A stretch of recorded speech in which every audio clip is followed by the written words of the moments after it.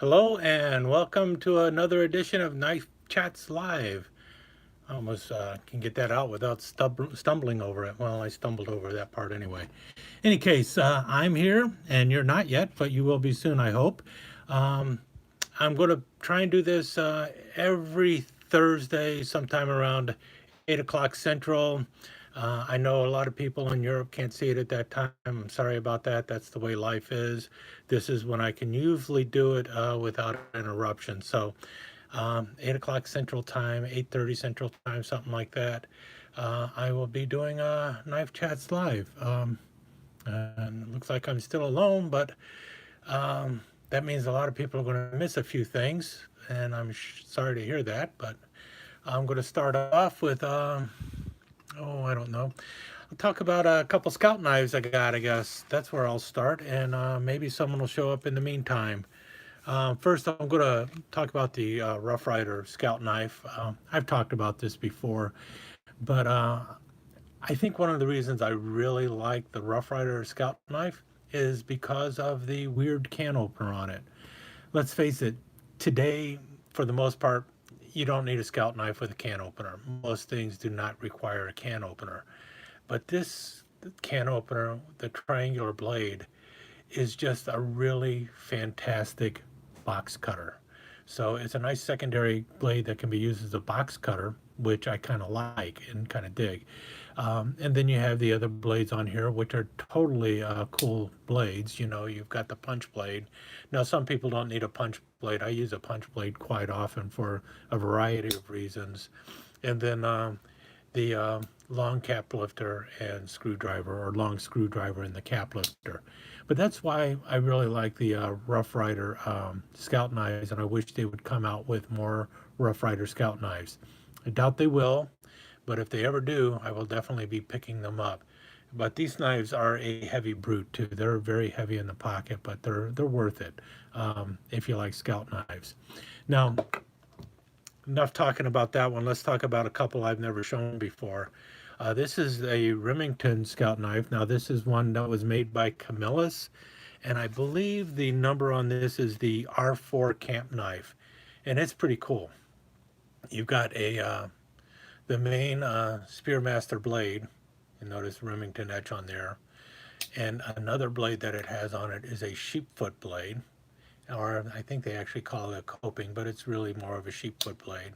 Then your typical can opener and the short cap lifter screwdriver.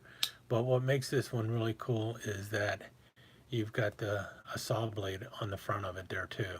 And this is these were made by Camillus, but they were originally made by Remington back in the 20s and 30s. And then when Camillus started making Remington knives, I think sometime in the 70s, 80s, 90s or so, they re-released quite a few of them. And this one, they had them both in the bullet shield and just the round Remington shield here. And like I said, this is the R4. And the other one I have over here is the 3843 Trailmaster. Hello. I'm sorry, Trail Hand, the 3843 Trail Hand. And this one is a six tool knife. And these actually were first made by Boker way back in, I think, the 1830s or so. I think that's how far back Boker says they went back. Obviously, at that time, they would have had a just a regular screwdriver, and I don't know what they would have had on this side because there was no reason for a can opener back then either. But they claim that they were making this knife all the way back then. I suspect they might be a little wrong because the need for a can opener started showing up around 18, well, there was can openers, but not like this in 1860, 1870, maybe more likely 1870, you would find a can opener similar to this. And a cap lifter, the first use of a cap lifter was probably somewhere around 1890. But the other blade you have up front is the spear blade. Well, again, this one is by Remington. Remington made these knives in the 1930s and such. And then Camillus came out with the Remington line, and like I said, later on. And this one here, I believe both of these two Remingtons date from the 1990s. I believe sometime between 1993 and 1997. Got a nice little clip secondary there. And then you have the you've got your long punch, and it's a really long punch if you notice on the back here, or reamer, whichever way you want to call it, and a fairly long corkscrew there too. And again, this was by Remington, and this was made by Camillus, I Bloodhound 122, and everyone else. And the other knife, I want to mention this one because someone was asking, if you saw my thing on Trappers, you know this knife was prominently displayed in it. And someone was asking about this particular knife. They wanted to know if OC Omega, glad you hit 904. Someone was asking about this knife, and they wanted to know about when it was made. And again, I believe it was around 1993, 1997, and I know it was made by Camillus. And to get a better look at it, I've shown this knife before. You see the Remington USA there. Let's try and get it to focus a little better. And you can see the shield there. Now, this was given to me by a good friend, and it was never used or anything. And actually, there's a little bit of a story behind it. First in the field. So Remington first in the field. It's got a pack of wood handles, which is basically laminated wood. So layers of wood that have been pressed together under heat and glue to form one piece of wood. In any case, the story behind this knife, like I said, a good friend of mine got this for me, or didn't get it for me, but he gave it to me. And he was in the Air Force Reserves, and he actually got this knife, or found this knife, in Baghdad, Iraq, in one of the swap places in Baghdad. I don't know. I've never been there, but he was in the green zone. And apparently there's all sorts of little tents where people sell all sorts of crap. And this knife, this Remington knife, was found in Baghdad, Iraq. And he bought it for, I don't know, a couple, $5, $10 or so. And then after we met later, and he knew I was collecting knives and stuff. He goes, "Hey, would you like this knife?" And at that time, I had absolutely no USA made trapper knives. I think I had 2 trapper knives in my entire collection. And I looked at it and I thought, should I get it or should I not get it? I mean, he was just giving it to me. And I said, absolutely, I will take it. And I took the knife because it was made by Camillus. I knew it was Remington. I knew it was made by Camillus. And that's why I picked it up. Otherwise, this knife would not even be in my collection. But to imagine that this knife, this Remington knife, made back in 1997, somehow ends up in Baghdad, Iraq, gets picked up by a person in the Air Force, and comes back to the United States, and now it's mine. That's the story I can tell you about this particular knife, which is kind of cool, I think. You never know where knives have gone. And again, this knife has never been used. However, it's been halfway around the world. Can you imagine that? A knife that has never been used, but has gone all the way from the United States to Baghdad and back to the United States, and then given to me by a person who is in the Air Force Reserves. Kind of an amazing story about a knife. Another knife, speaking of Camillus knives, Big Red ADC. This is one of the first knives made by Camillus, the new Camillus, after 2007. And at the time, I was really big into Marlin spike knives, and I saw this, and I thought, man, I will go ahead and buy it. I gave it, and it's got bamboo scales, and you can see Camillus here, 440 stainless steel, and you see this, it says something about carbonide titanium. It's got some kind of titanium coat on the blades, and what's really cool about it is, now most people who have Marlin spike knives like this, they've seen them before. Well, you know that locks. You know the Marlin spike locks and how it opens and closes. The cool thing about this one though is you can actually grab this one by this portion of the blade and push down on it, flip it, you know, do a pinch flip and it'll open. I can't do it because I'm sitting down here. And when it opens, it's got a lock. And look at how thick that lock is. They call it a liner lock, but really, if you look at it closely, that is a one thick liner lock. It's really like a frame lock that just happens to have bamboo scales on either side. And, you know, so you've got two locking blades on this Marlin spike knife and a stabilized bamboo handles. And if you notice, it's torqued on there. You can actually take this apart, clean it out and everything else. And this is a knife that kind of made me say, you know what? The new Camillus knives really aren't as bad as I thought they were going to be. And while I don't buy a lot of them, I will tell you that, and they also make some in the United States, obviously. They make quite a few in the United States. They're a little pricey. But even their Chinese-made Camillus knives that are done through Acme United, they're pretty solid knives. Speaking of another one, it's back here. Everyone's talking about the Fang Sharp knife. It is one really cool knife. Here's another one that's pretty cool too, and this is a Camco. This is one of the last Camco knives made by the old Camillus factory. And yes, it was made in China. And you can see, do they say it? You see here Camco on the front, and I believe not only does it say China, it says PRC, People's Republic of China, on the back. And what's really cool about this is everyone's talking about micarta handles. This was all the way back in 2007. And if you notice there, micarta handles on the Workhorse series. And it's got a nice little etch on the blade. You see is a team of horses pulling a plow. I've also got a couple in red pick bone, but this knife is solid. It's extremely well made.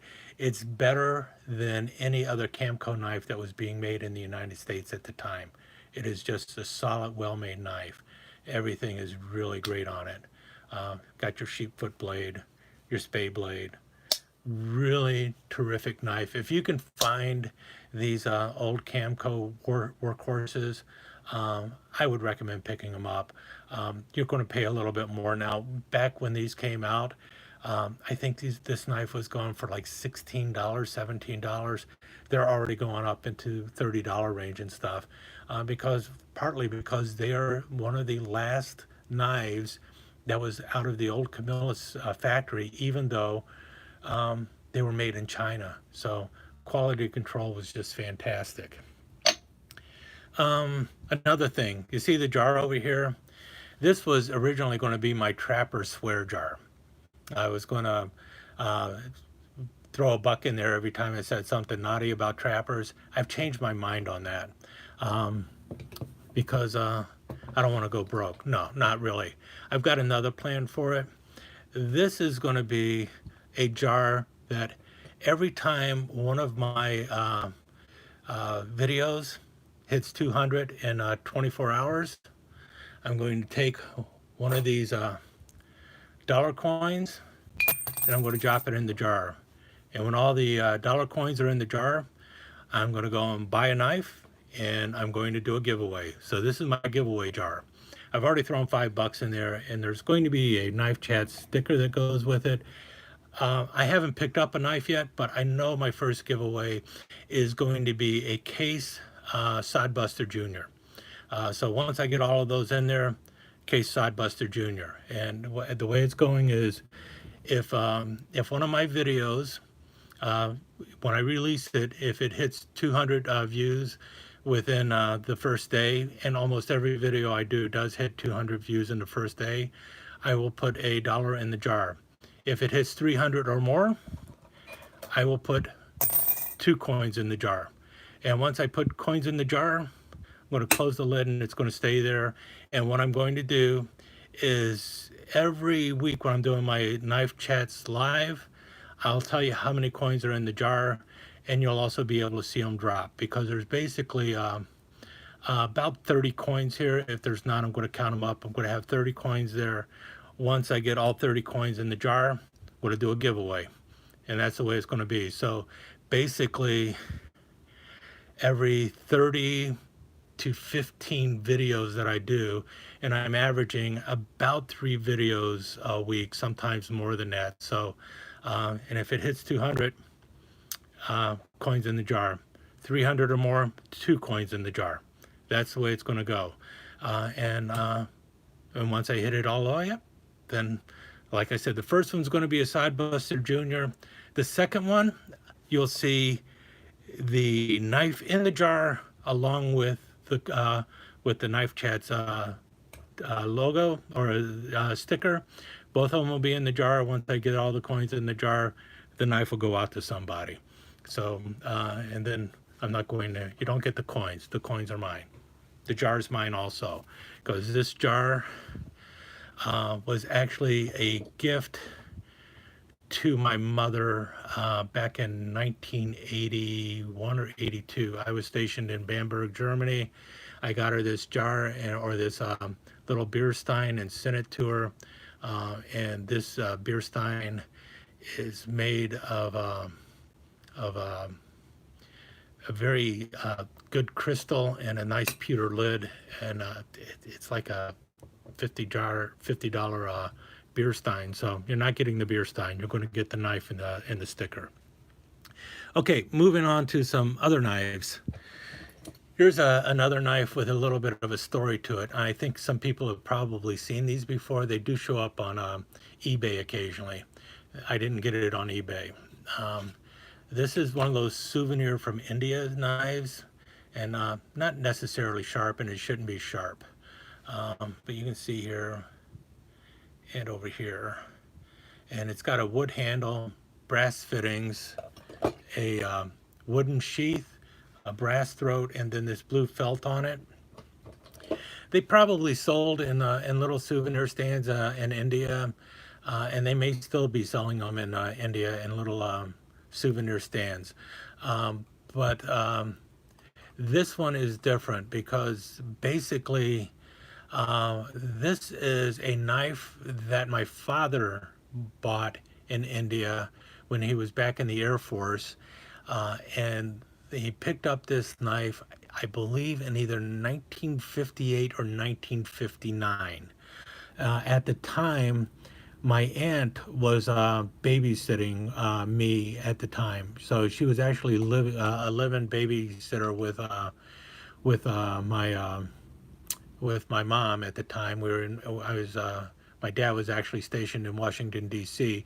In any case, he came back from India, and my Aunt Bertha said, oh, I shouldn't have said her name, sorry, and I can't edit it out. Anyway, my aunt asked him, did you get anything for me? And he didn't, but he reached into his bag and he said, well, I got this knife if you want it. And so he gave her this knife, and then about 5 or 6 years ago, she found it in a box of stuff, just hiding in her house. And she gave it to my sister and said, you know what? This knife really should go to your brother, and tell him that your dad gave it to me. And so this is a knife that in a roundabout way came from my dad some 60 years ago. He got it in India, gave it to my aunt, and she gave it to me.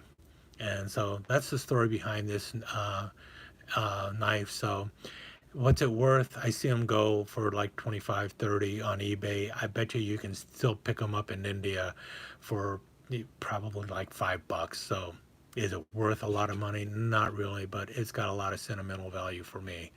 And it's kind of cool looking, a little India dirk.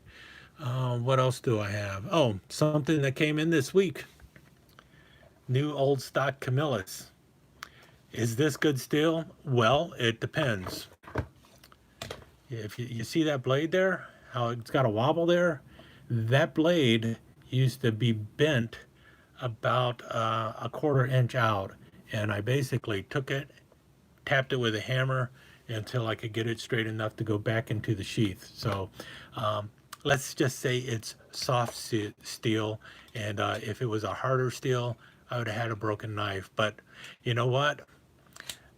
I tell you, my dad, if he would have saw me with this knife with that blade bent like that, and I did not try and straighten it, he would have came back from the dead and beat me silly. So that's why I straightened it out, because I know my dad would have said, go for it, see if it'll work, because he'd rather me have a knife that is relatively straight than a bent knife. Back to this one, new old stock Camillus. And I'm not going to show you what it is. You're just going to have to wait. I'm going to be doing a video on this one. It is really, really cool though. I'll just tell you that right now. Let's see. I think we all saw this knife. And I had mentioned that it's basically a bait knife, this Mora. This one is going to be going off in the 1,000 subscriber giveaway, which I will be doing sometime before Thanksgiving. This is one of the knives that's going into the 1,000 subscriber giveaway. Everyone swears by Mora's, and it's a pretty good knife. It's a $13 knife. But the real reason I'm getting rid of it is I really have no use for it. But it is a really cool knife. This one is going out in the giveaway, and I'll show you why I'm giving it away. Like I said, this is a bait knife. This is my bait knife. This is the one I use when I go fishing, and it is the Buck Clearwater bait knife. We can see here the number on it. Or can we? USA 021. USA made. Really an excellent knife. You've got this portion up here for cutting through the bone and cutting scales off and everything else. It's got just a fantastic handle to it, and it's almost, what is it? I believe it's more than 10 inches long. Yeah, it's like 10.5 inches long. It's got a blade that's 5 inches long, which is pretty long for a bait knife blade. A lot of bait knives have a blade that's 3.5, 4 inches long. It's only got a short portion that is used for cutting through the bone and stuff. But the cool thing is it's got a handle that's like 5.5 inches long, and as you can tell, it's full tang. Most bait knives are not full tang. They got a half tang or a quarter tang or a third tang, something like that. I don't know how long the tang is on the Mora. I'm sure it's a great knife, but someone else can use that when they're going fishing. This is the Buck Clearwater, and this is the one I use when I go fishing. The handle is just fantastic. Get a great grip on it, and you've got a sheath with lots of drain holes, clearly open bottom. You know, you can actually rinse the knife out in the sheath. Nothing is going to get stuck in there. And if you listen here, it locks. You have to work to get it out. So that's the bait knife I use all the time. And this is not a collector's kind of knife. You know, it'll be a collector's knife in about 50 years, but I'm going to be long gone in 50 years. So I don't need it. This is my bait knife, and I even have a backup by Buck. And this is something also that's really good. And this one's about 9-10 inches long. Let's see, blade length 4.25 inches, and the handle is about 4.5. Yeah, this knife is 9 inches long overall. It is made in China. It uses 420 J2 steel, 221. These knives, when they first came out, were going for 24 bucks. Tell you what, Smoky Mountain Knife Works right now, $14.95. And for $14.95, this is an excellent price for a quality bait knife. This isn't one of those cheap, crappy things that you can buy for 7 or 8 bucks. It is a solid, well-made knife. A little bit of flex in the blade. It's got a titanium coating on the blade also. Like I said, 420 J2, so it's not the best steel in the world, but I tell you what, you can sharpen this thing up really fast, and you've got this cutting edge here that is great for scaling and also for cutting through bone. And very comfortable handle, much nicer big handle. Highly recommend this, and for $14.95, let's just put it this way. $14.95 at Smoky Mountain Knife Works, $12.99 Smoky Mountain Knife Works.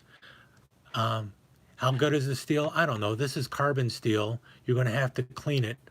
I think that's what it says, carbon. Yeah, carbon steel. You get this around salt water and you don't rinse it right away, you're going to have problems. This one, you got a little bit of chance. You get it through the salt water, rinse it and everything else, and you've got multiple edges here because this is really going to cut through the fish bone. You need to cut off the head on a fish. That's going to work great.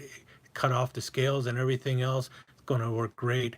And that's going to save the edge on this portion of the knife. That's why you like that. That's the whole purpose of a bait knife, is to have that serration portion for cutting through bone. I really do need to do a video on all the bait knives I have, but I tell you what, I've got this one as a backup. I might even buy one of these for a giveaway because $14.95, great sheath. And this sheath, I actually wish my other bait knife, the other buck, had this kind of sheath, because this one you can just slip over.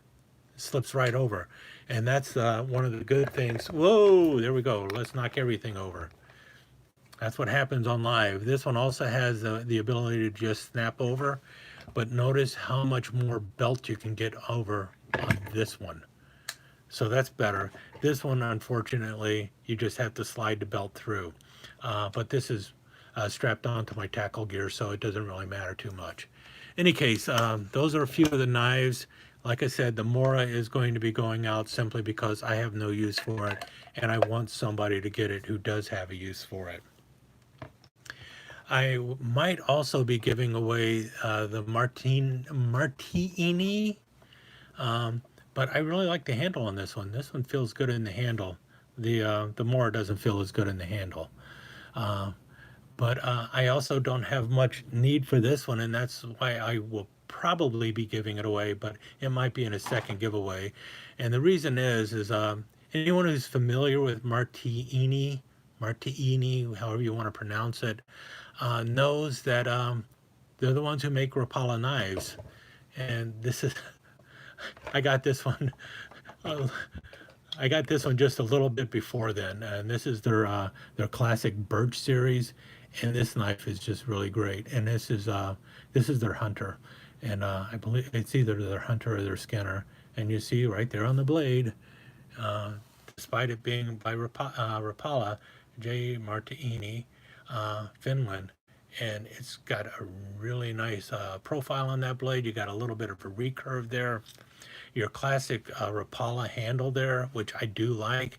And if you're going back and forth between your fillet knife and this for your skinning knife or your bait knife or anything like that, it's nice to have the muscle memory of the handle. So that's why I like it. And this one, was in the $30 range. This one's in the $10 range.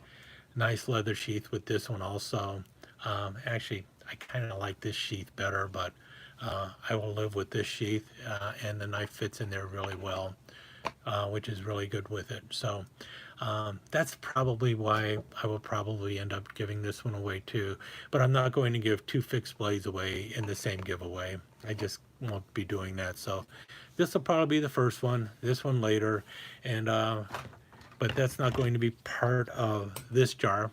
This jar is purely, like I said, the first one is going to be for a Sodbuster Jr., and then later I'll get another knife in there. Anything else I wanted to look at? Yeah, I think one more thing. I did this a long time ago. I did a video on it too. This was a fun thing I did, and I saw it again in my basically my basement, where I've got a bunch of my knives stored and everything, and I'm looking at it and go, I haven't talked about this in a while, and I actually carried this knife for a while. If you notice here, you got a buffalo nickel on this side and a buffalo nickel on this side, well, Indian head nickel on here. That did not, the knife did not come that way. I actually took two buffalo nickels. I had to grind around the edges and then sand down the nickels to about halfway to their thickness, and then inset them into what was here originally, which were some little fake Indian heads that really look kind of stupid. Why would I do that? Well, this was going to be a craft project for scouts. That was my idea, and I thought my initial thought was all I needed to do is buy the knife, pop off the things because they look like the insets would come out easy, and then just have them crazy glue some some buffalo nickels into it. Sounds like buffalo nickels are a lot of money, but they're really not. These are what's called jewelry grade. If you notice, the date is missing on here, and you can usually get like 10 of these buffalo nickels for like 350 or something like that, so they're not that expensive. And I was going to do it for Cub Scouts, but it just fell apart. But in any case, I do have the one that was a prototype, and it's really a kind of a cool knife. They go, I think they're still like $8 or so, but you can open it up one-handed, and it looks kind of neat, kind of silly, but it's got a really good positive liner lock going there. And if I wasn't doing it on camera, I can actually close it one-handed too. And you can open it with the hole here, or with the extended tang, and you can get it and grab it with that extended tang. And as stupid as this knife looks, it actually feels kind of good in the hand. You can actually get it right up there and hold it up nice and close. The blade is 440 steel, so it wasn't too bad either. A lot of people made them. I think Fury makes them, but this one was totally unbranded. Any case, one of the first videos I did was on this knife, and I saw it and I thought, you know what? I think I'll bring it out and show it again, because I don't think too many people have seen it. Yeah, it's a silly knife. It's kind of a goofy knife, but it was a fun project, and I enjoyed working on it, and that's one of the things that when you get something like this, that, you got a $7 knife and a couple nickels that cost you, a dollar or so, it's really, thanks, Jim. I'm glad you're enjoying it. It's just one of those things that yeah, it does kind of look like a mustache, doesn't it? Didn't think of that, but yeah, it does.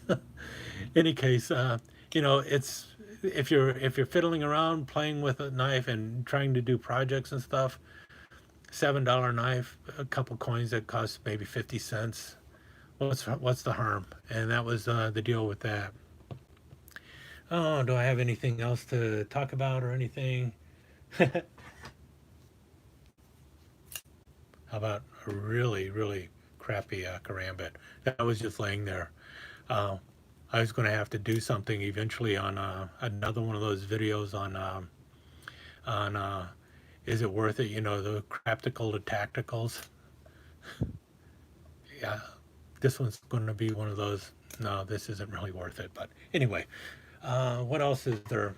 I don't know. I guess I've probably been rambling for a while. It's, oh geez, half hour already.